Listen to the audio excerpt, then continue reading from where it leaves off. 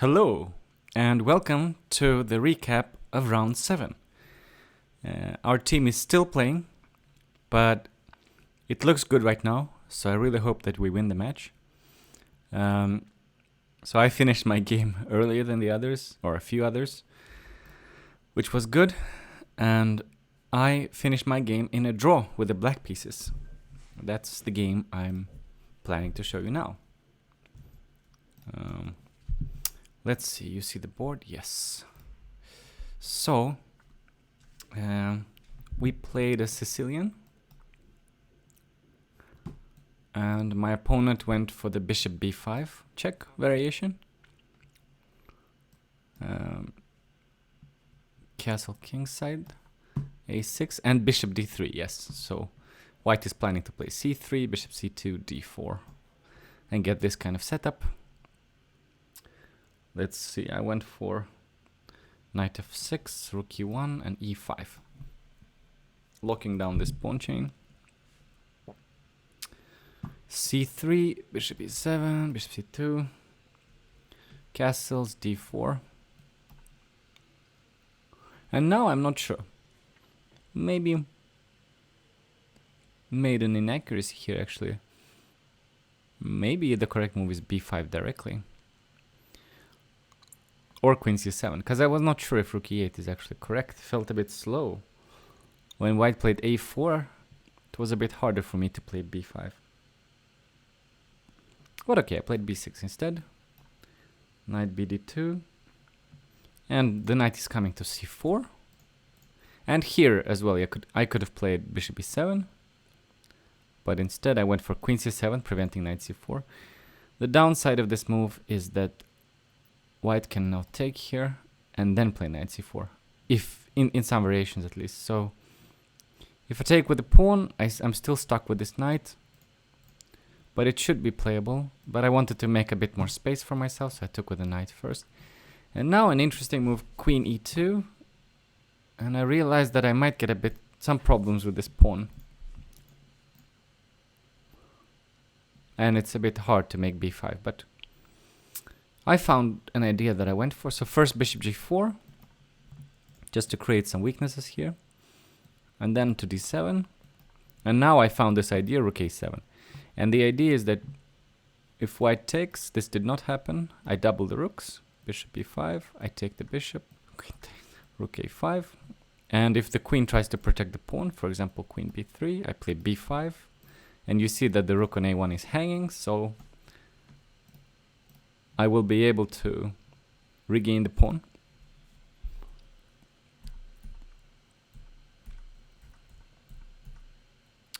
So instead white played knight f1. And now I played rook b8. So again I have to deal with this threat. If white takes, now it will be a bit different. I'm not gonna go here. I play b5. Bishop is hanging. If bishop takes, this is just losing. Pawn takes is correct.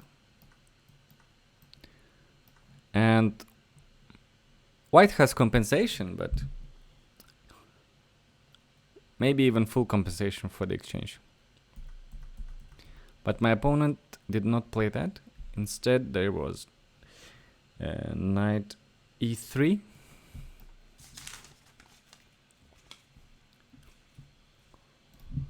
And let's see, knight e3, and yes, I played b5 because I wanted to take control of these squares.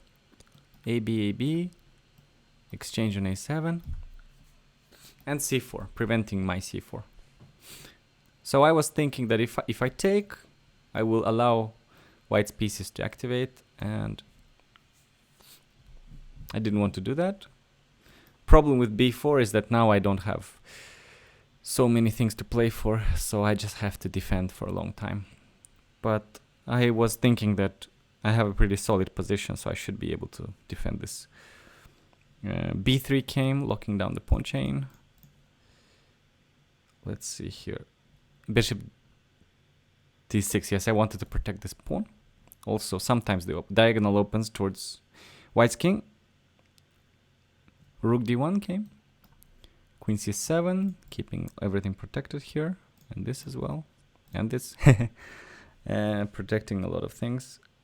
Queen c7, bishop b1 came, stopping the rook from invading on a2, and also preparing to attack my king.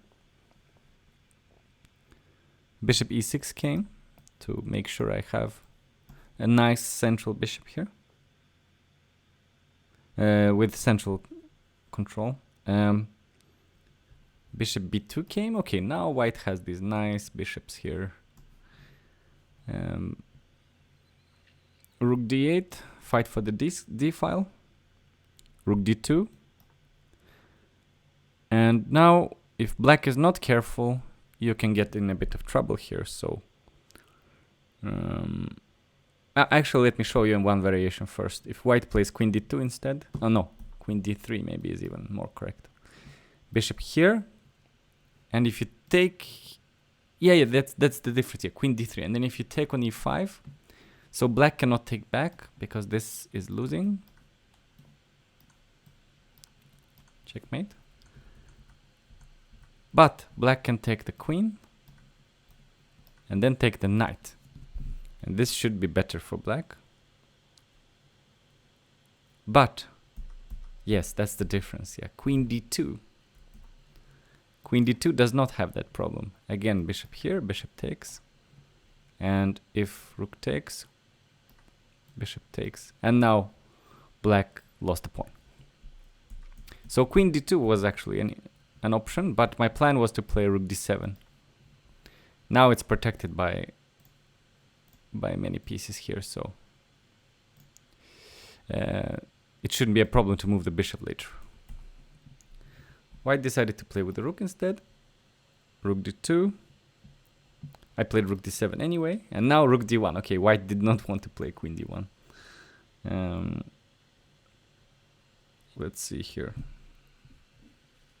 Oh yeah, now I played queen b8. I just wanted to keep control of this diagonal, but I didn't want to play h6 right now. Oh, also I wanted to get out of the knight threatening c7. Queen e1 came, and now I decided to protect my king. I wanted to move my bishop, but I didn't want to go to c7, so I wanted to protect my king. So I went to f8. Knight d5 came. And now I could have played passively with the knight going back here and then playing pawn here. Maybe I should be able to hold that as well, but I wanted to trade the knight with the bishop. You cannot take with the knight because then this bishop is lost. So that's actually it's even lost like this, opening up the diagonal.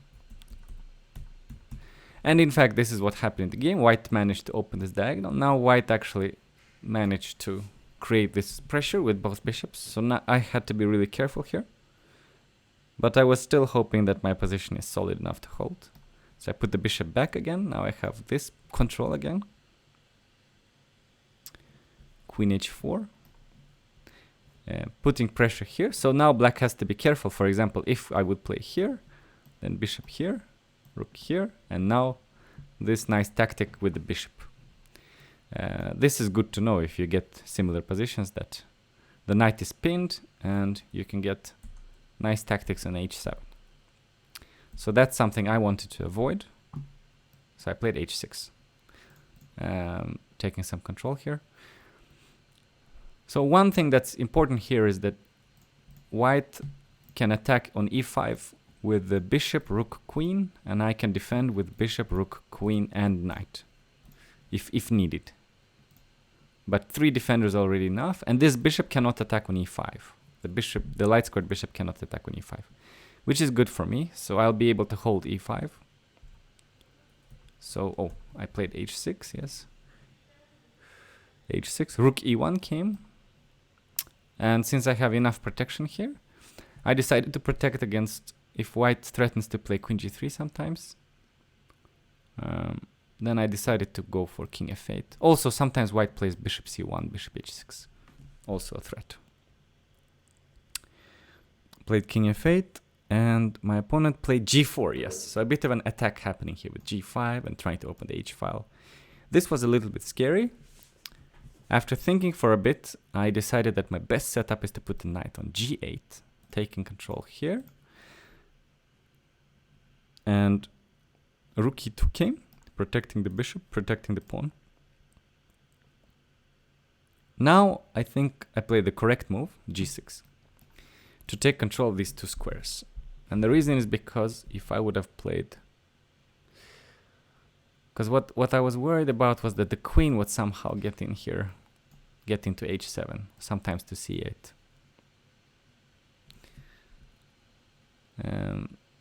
Even in that position I could probably play g6, but I wanted to play g6 directly. Queen e1 came, threatening pawn. Rook e5, protecting the pawn. Rook e7, sorry, protecting the pawn on e5. King h1, avoiding that I capture with check on h2. Queen c7 came, just waiting. Queen h4, rook d7. Ah, here, one more tactic to look out for. If black is not careful here, plays rook e8, then white can play f4. And if takes, then bishop g7 check and rook e8. Even though black might have enough compensation here because of all the control here. So it's not easy for white to break through this position. Maybe even actually a bit dangerous for white to play this. Maybe, but yeah, I didn't want to risk it. So I went to d7 with the rook. d7. Queen e1. Yeah, we started repeating position here. We were getting close to move 40. Queen h4, rook d7, queen e1, rook e7. And now my opponent called the arbiter and said that queen h4 will be threefold repetition. And we signed the score sheets. So that was my draw from today. I think it was a pretty solid draw. Thank you for tuning in. And I will see you some other time. This was the 7th and final round of the European Chess Club Cup for this year's edition.